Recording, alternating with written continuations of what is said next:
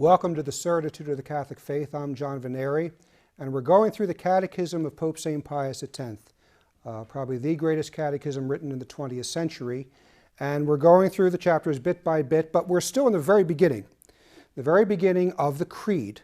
The first thing we cover in Catechism is the Creed. I believe in God, the Father Almighty, creator of heaven and earth.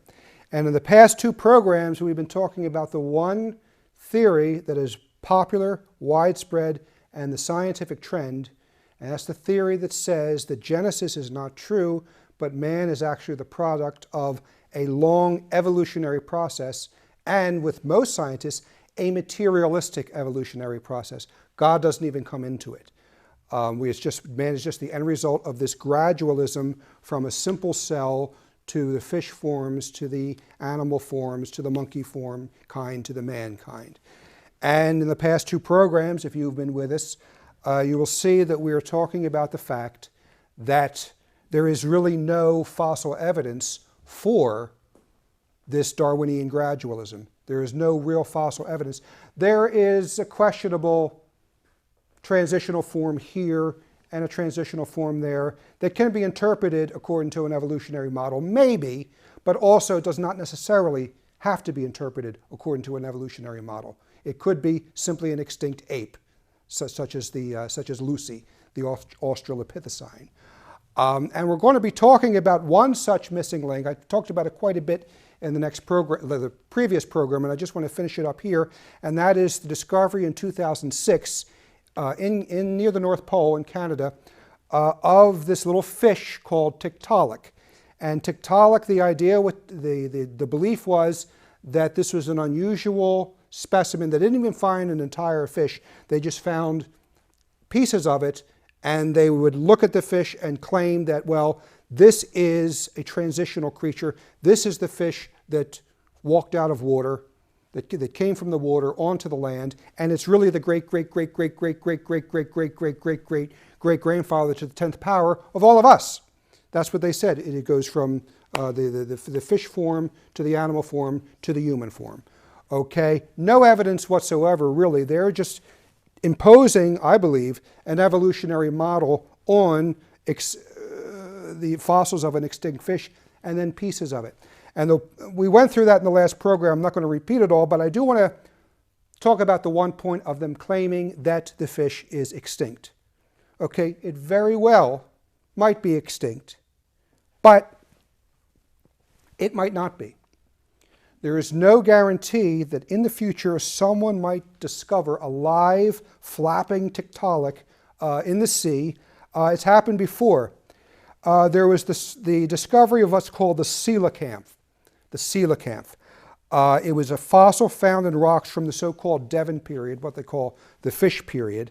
And the evolutionists considered the coelacanth to be an index fossil, a creature supposedly millions of years old. It was a lobed fin fish, claimed to be the ancestor of the first amphibians. And there were, you probably saw, I know I saw them growing up, pictures of this fish one day just crawling out of the sea, as if these legs were, although there's no fossil evidence to find that a fish actually grew legs and hands. But the artists' interpretations, the artist's depictions, I should say, were telling you that. But the main thing is this coelacanth, the scientists at the time said that it was extinct for 60 million years. It's been gone for 60 million years. But later in 1938, a live coelacanth was caught off of South Africa, and Gerald Keane in his book Creation Rediscovered, and others too, not just Gerald Keane, but they note that about 100 live coelacanths have been caught off the coast of Madagascar. So the scientists should be very careful claiming something is extinct. You might reel it up on a fish line one day and say, oh, you shouldn't have been here for 20 million years. What are you doing here? No, there's a very good chance that these things that they claim extinct are not extinct. As I said, maybe it is, maybe it isn't. The point is the nature of the science. It is evolution is not an empirical science. It's not something you learn by observation. It is something you learn by speculation, by drawing conclusions, usually according to a preconceived theory or a preconceived materialistic philosophy. From what I can see, of course, in 2006, April, big news about Tiktaalik. Everybody was talking about it. But from what I see now, there isn't much talk about it. And I don't think there's much new news. I'm open to be corrected on that. But I've been searching some news reports about it just yesterday before I did this program, in fact. And I didn't see anything new. I didn't see anything that further would justify the claim that this is a truly missing link. These things, they're a flash in the pan, they come and go, and then they use it to claim that evolution is absolutely true and that these stupid religious creationists just won't accept the scientific evidence when it's served to them on a plate, a frozen fish on a plate. But as I said in the previous program, we would accept the evidence if there was the evidence that's required, which is many thousands of transitional forms in the fossils. They don't exist. So the eminent Catholic philosopher Malcolm Muggeridge, very highly respected, he speaks quite candidly about evolution as, he all but calls it a fraud, a scientific fraud. Here's what he says. It's a beautiful quote. He says, "I myself am convinced that the theory of evolution, especially the extent to which it's been applied, will be one of the great jokes in the history books of the future. Posterity will marvel that so very flimsy and dubious a hypothesis could be accepted with the incredible credulity that it has, that people would believe it so easily." Now, in the last program, I had noted that people are slaves to fashion. They are slaves to trends. Women are slaves, supposedly, to fashions of clothing, and men are slaves to fashions of thought. And evolution is the prevailing fashion right now. But here's the thing, though. Why is evolution then kept alive? Why is it still here? And why is there such a fierce battle to ensure that it remains the one and only explanation for human origins, for the origin of life, and the origin of everything? Why is it that it has to be kept alive, even though the evidence is not there?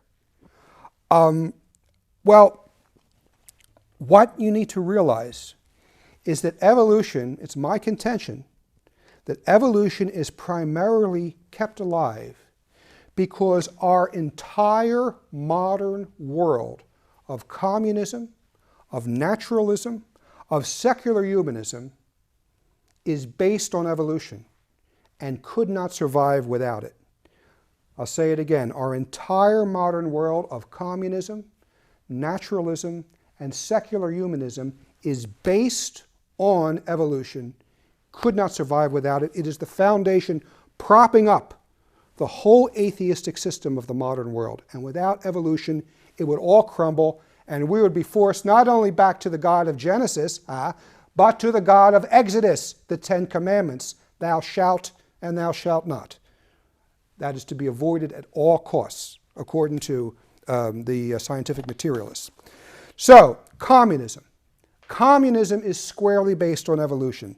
Anyone who reads either Karl Marx or Pope Pius XI's encyclical against communism recognizes this immediately. Paragraph 9 of his encyclical, Pius XI, I hope I said Pius XI earlier, Pius XI warns in his encyclical Divini Redemptoris, he says, according to the communist doctrine, there is only one reality, matter, the blind forces of which evolve into plants, animals, and man.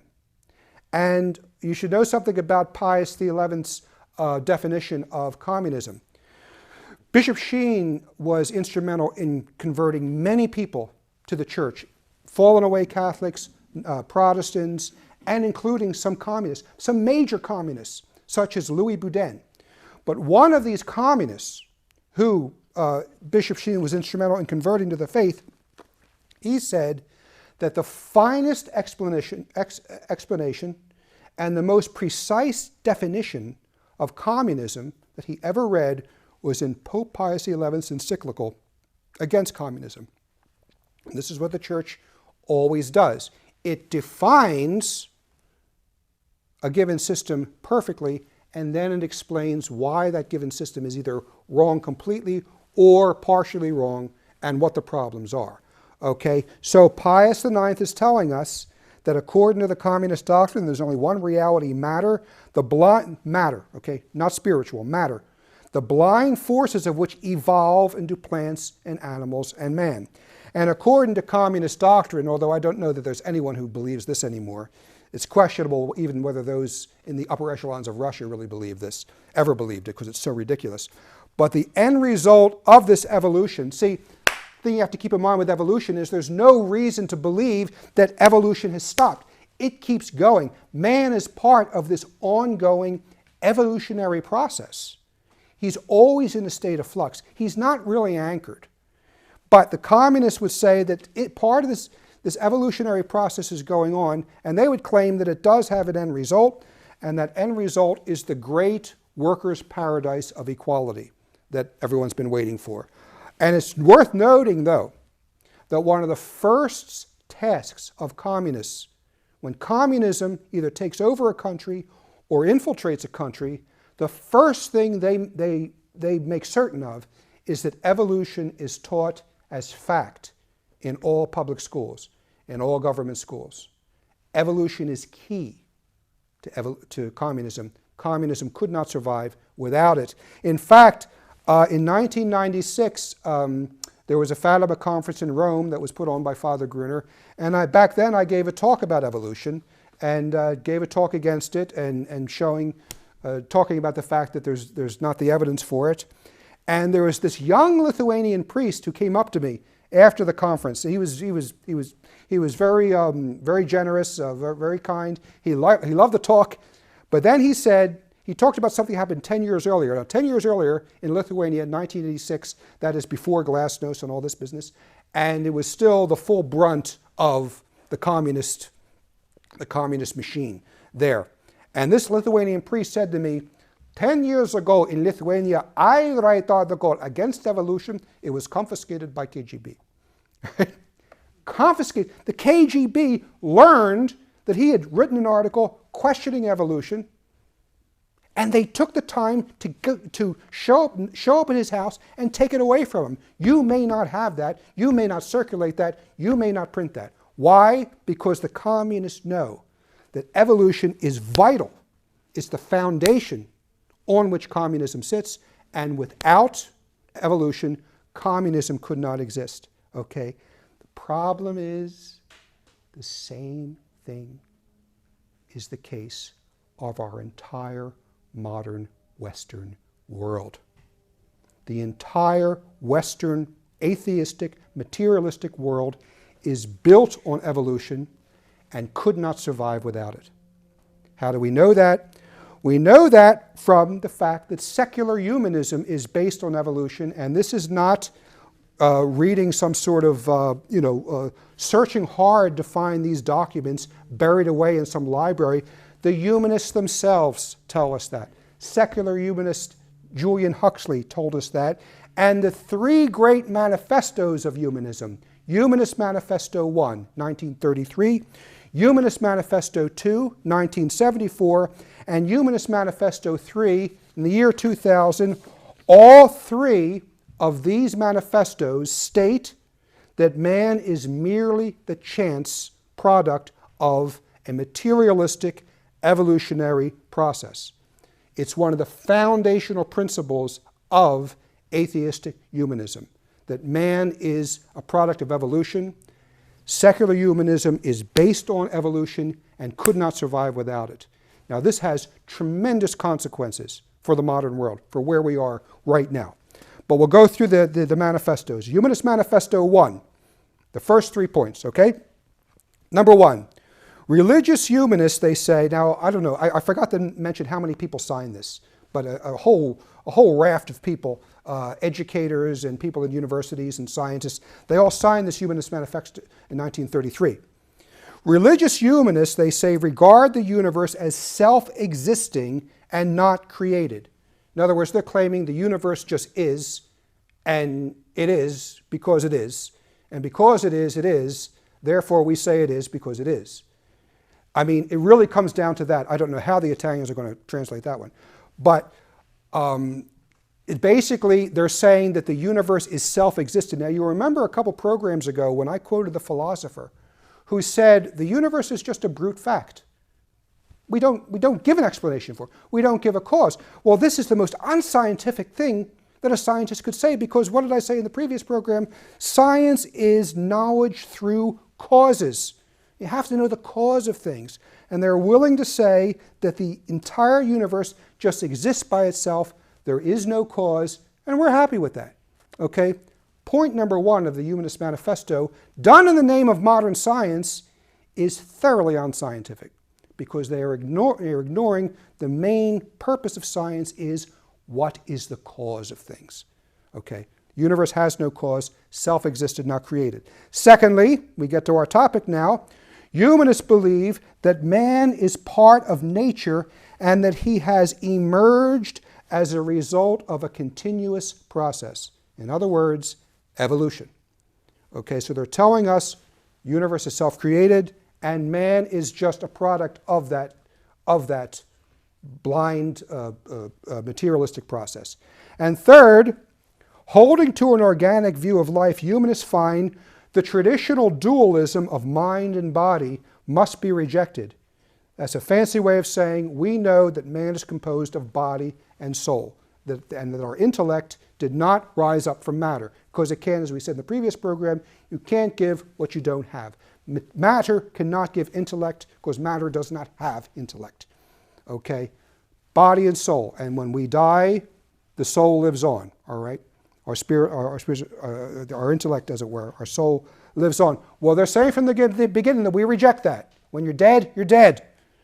There is no dualism, that is two parts, composite. We are not a composite. We are just matter with all these electric charges going. This is one of the reasons why, too, you see so much talk about genes.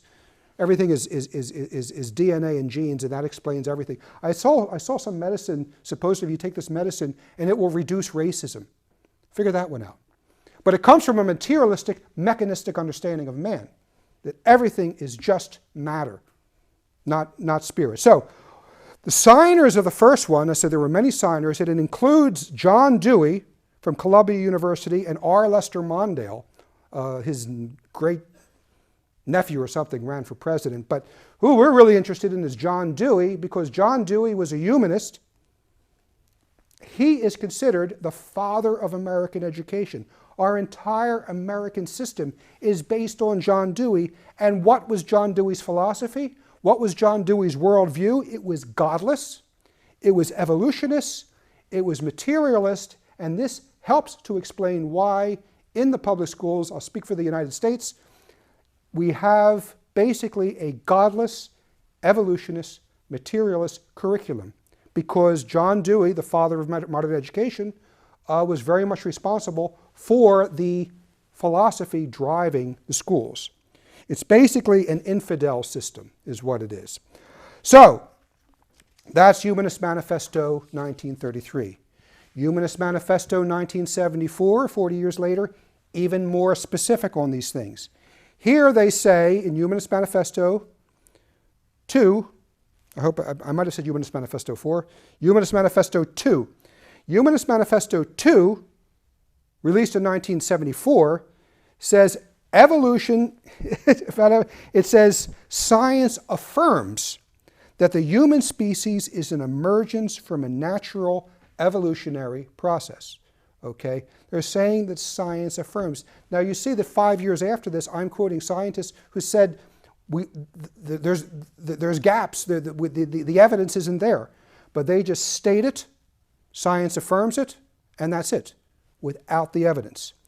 Modern science, they say, discredits such historical concepts as the ghost in the machine and the separate soul. So they're claiming that science proves that man does not have an immortal soul.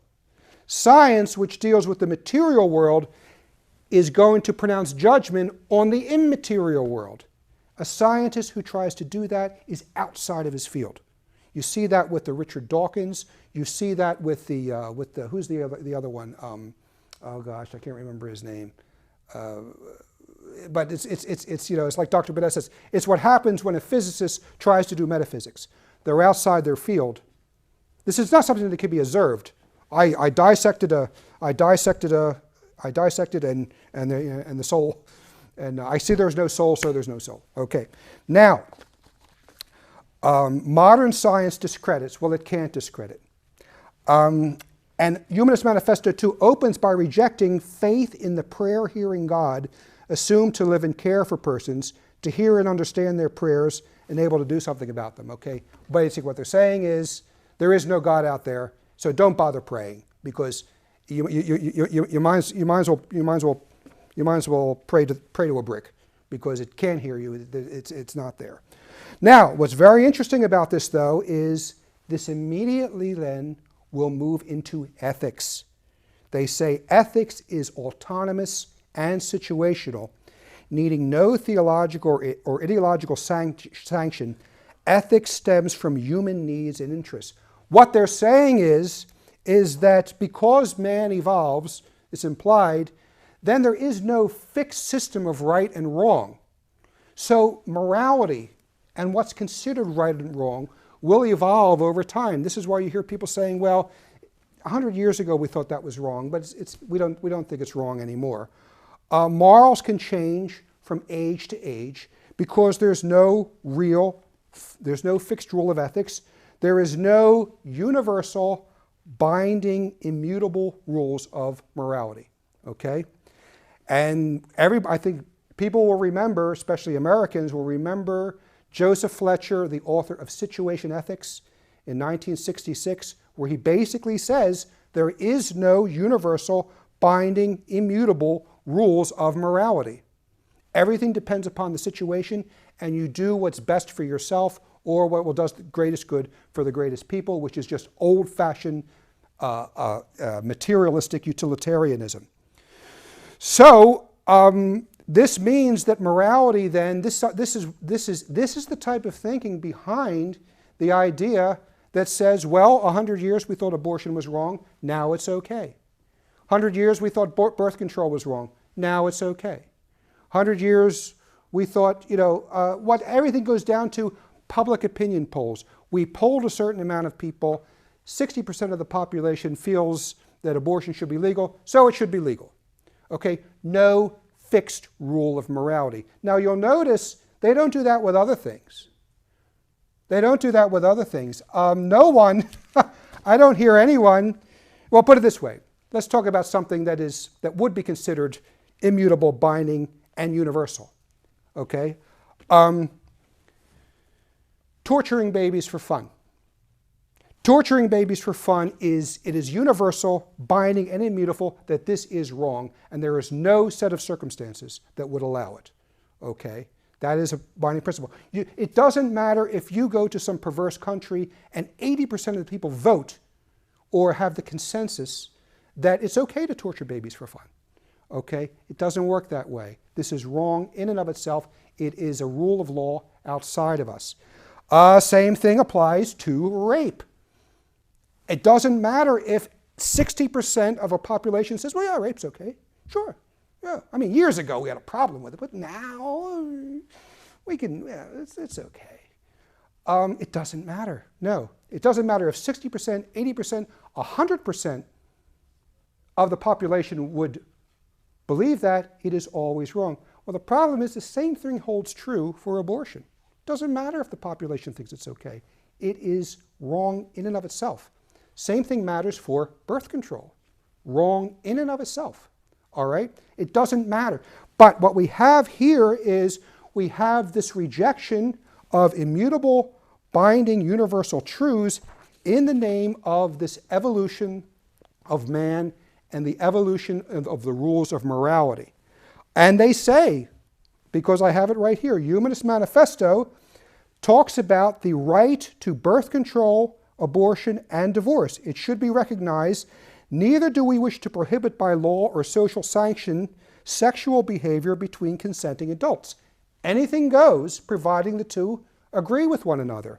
And they come right out and say earlier, in the areas of sexuality, pardon me for the topic, in area of sexuality, We believe that intolerant attitudes often cultivated by orthodox religions and puritanical cultures unduly repress sexual conduct. So what does that mean? Well, what is an intolerant attitude? Well, start with the 10 Commandments. Thou shalt and thou shalt not. Well, we just do away with that. First of all, there is no God anyway. And secondly, this is repressive to man's freedom. Ephesians 5, for know this, that no fornicator or unclean or covetous person, or serving of idols, have inheritance in the kingdom of God. Okay, well that's repressive. We don't pay attention to that. And it comes from a God who doesn't exist. For this, well, I won't read it, but Romans 1, 26, 27, that talks about what I'll call Sodom and Gomorrah activity. Absolutely forbidden, but that doesn't matter now. We've gone beyond that. Okay? Two of the signers, I think there was over 100 signers of Planned Parenthood, of the Humanist Manifesto 1974. Two of them were Alan Guttmacher, president of Planned Parenthood, which is the #1 provider of abortion and birth control in the world, and Betty Friedman, founder of NOW, one of the founders of the feminist movement. So this is why this is so important. Evolution is so important.